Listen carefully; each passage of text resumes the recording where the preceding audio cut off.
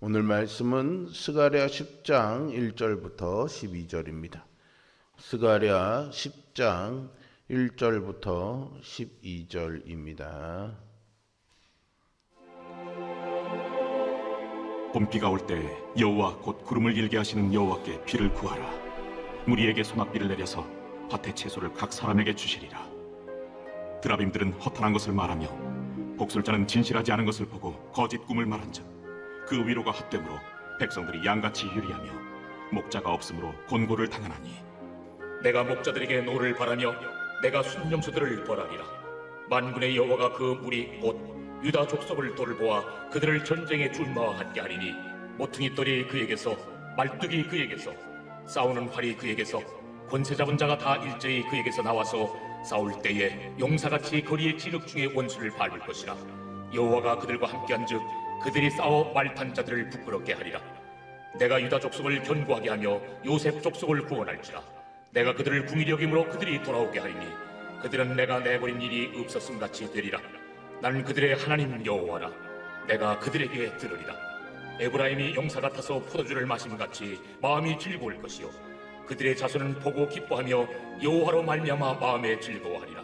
내가 그들을 향하여 휘파람을 불어 그들을 모을 것은 내가 그들을 구속하였음이라. 그들이 전에 번성하던 것 같이 번성하리라. 내가 그들을 여러 백성들 가운데 흩으려니와 그들이 먼 곳에서 나를 기억하고 그들이 살아서 그들의 자녀들과 함께 돌아올지라. 내가 그들을 애굽 땅에서 돌아오게 하며 그들을 앗술에서부터 모으며 길앗 땅과 레바논으로 그들을 이끌어가리니 그들이 거할 곳이 부족하리라. 내가 그들이 고난의 바다를 지나갈 때 바다 물결을 치리니 나일의 깊은 곳이 다 마르겠고 앗술의 교만이 낮아지겠고 애굽의 규가 없어지리라. 내가 그들로 나 여호와를 의지하여 견고하게 하리니 그들이 내 이름으로 행하리라. 나 여호와의 말이니라. 아멘.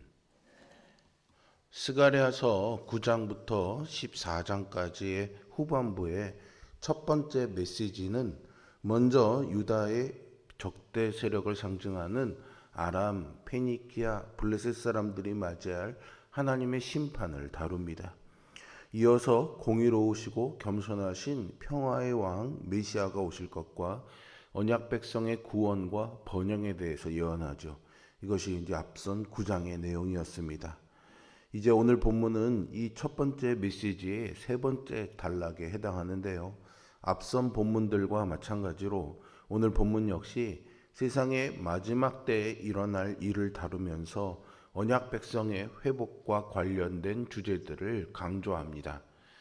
우리가 살면서 어려움을 만날 때 어디로 나가야 될지, 어디에서 도움을 얻어야 될지 몰라서 당황하곤 하죠.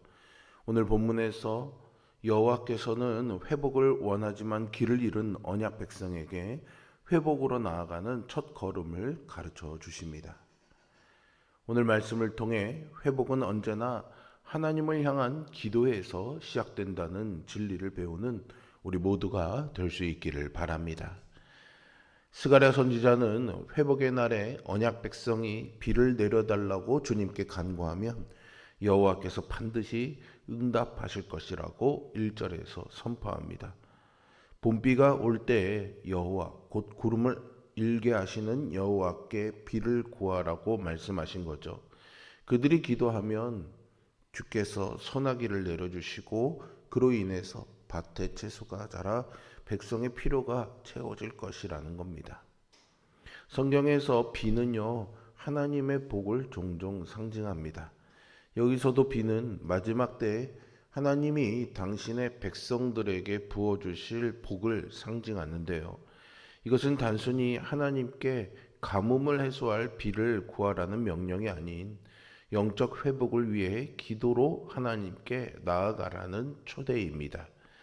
유다는 포로에서 돌아왔지만 여전히 황폐한 현실 속에서 살아가고 있었습니다. 이전에 영광스럽던 나라의 모습을 기억하며 통곡하는 사람들도 있었고요. 주변의 위협에 두려워하는 사람들도 있었습니다. 이런 상황에서 하나님께 기도하라라는 말씀은 삶을 회복하기 위한 길을 가르쳐 줍니다. 포로기 이후 유다 공동체는 여전히 넉넉한 소출을 경험하지 못했지만 장차 회복될 언약 공동체는 주께서 주시는 풍성함을 누릴 것이라는 소망을 줍니다. 삶의 방향을 잃어 고통과 무기력 가운데 있을 때 우리는 먼저 하나님 앞에 무릎 꿇고 기도해야 합니다. 회복은 기도로부터 시작됩니다. 삶의 메마름은 하나님께 나아갈 때에 해결됩니다. 황폐한 우리의 삶에 필요한 것은 바로 하나님의 은혜이지요.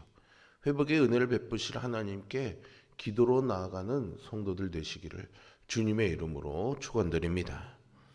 스가랴 선지자는요 2절에서 유다 백성이 주술과 점술 행위에 의지하는 모습을 지적하는데요.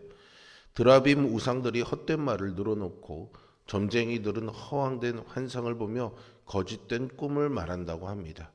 여기서 드라빔은 점을 치거나 다른 주술적 행위에 사용되던 작은 우상들을 가리킵니다. 하나님은 2절에서 언급된 유다 백성의 혼란과 방황이 지도자들의 잘못 때문이라고 지적하시는데요. 하나님은 자신의 분노가 유다의 지도자들을 향해 타오르고 있으므로 그들을 벌하시겠다 선언하십니다. 이스라엘에는 하나님이 세우신 목자들이 있었습니다. 왕과 제사장들, 선지자들은 하나님의 말씀과 뜻을 백성들에게 가르치며 순종하도록 인도해야 했습니다. 하지만 이스라엘은 하나님의 음성에 귀를 기울이지 않았습니다. 그리고 백성을 의의 길로 인도해야 될 지도자들 역시 우상 숭배에 빠져서 하나님의 백성들을 잘못된 길로 인도하는 죄를 저질렀습니다. 이런 상황에서 유다 백성들은 목자를 잃은 양떼처럼 길을 잃고 고통당하며 헤매고 있었습니다. 하나님은 그런 이스라엘의 타락을 책망하시면서요. 이스라엘의 참 목자이신 당신이 직접 그들을 돌보겠다고 말씀하십니다. 그리고 그들을 전쟁터를 누비는 힘센 군마처럼 강하고 담대한 존재로 세우겠다고 말씀하시죠.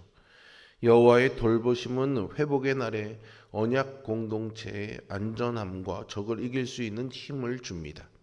4절에서 하나님은 그날의 언약 백성 가운데서 모퉁이 돌 같은 사람이 나오고 장막의 말뚝 같은 사람이 세워지며 전쟁의 활과 같은 사람이 나타날 것이라고 약속하십니다.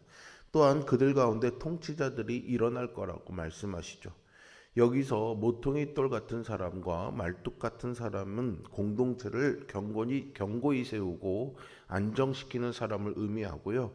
전쟁의 활과 같은 사람은 공동체의 적을 물리치는 사람들을 가리킵니다.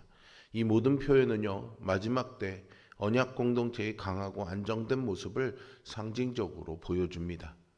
스가랴는 계속해서 5절에서 회복의 날에 유다 백성에게 나타날 변화의 모습을 묘사하는데요. 그날이 오면 유다 백성은 용감한 전사들처럼 되어서 마치 거리에 진흙을 밟듯이 대적을 짓밟고 담대히 나아갈 것입니다. 그들은 용맹하게 싸워서 대적의 기병대까지도 완전히 물리칠 것입니다. 스가랴는 승리의 비결이 여호와의 임재에 있다는 것을 밝히고 있습니다. 여호와의 임재가 백성들에게 용기를 주고 그들을 강하게 하며 승리를 얻게 합니다. 오늘날 우리 역시 수많은 정보와 영향력 있는 인물들 사이에서 혼란을 겪습니다. 진리를 말하는 듯 보이지만 실제로는 하나님의 뜻에서 벗어난 말들이 많습니다. 우리는 끊임없이 하나님의 음성을 구별하고 세상의 거짓을 분별해야 합니다. 우리는 하나님의 음성에 귀 기울여야 합니다. 우리의 삶을 인도하는 주체는 사람도 돈도 명예도 아닙니다. 오직 하나님의 말씀이 우리의 발에 등불이요 우리의 길에 비침을 믿으시기 바랍니다. 주님의 음성에 민감하게 반응하는 믿음의 삶을 살아가십시오.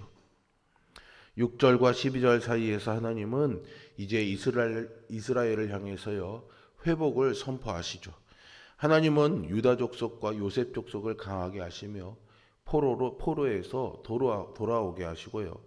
그들을 구원해서 이전보다 더 풍성한 복을 주시겠다고 하십니다. 이 회복은 단순한 물질적 회복이 아닌 영적 정체성과 공동체의 회복을 포함합니다. 하나님이 흩어진 자들을 모으시고 그들을 능력 있는 군사처럼 세우시며 자신의 이름으로 그들이 행하게 하시겠다라고 말씀하시죠. 10절에서 여호와는 언약 백성을 애굽에서 다시 이끌어내시고 아수르에서 다시 불러 모으시겠다고 약속하십니다. 또한 그들을 데려다가 아름다운 약속의 땅 길르앗 땅과 레바논에 살게 하실 것인데 그들의 수요가 아주 많을 것이라고 말씀하시죠. 여기서 애굽과 아수르는요 이스라엘의 적대 세력을 상징합니다.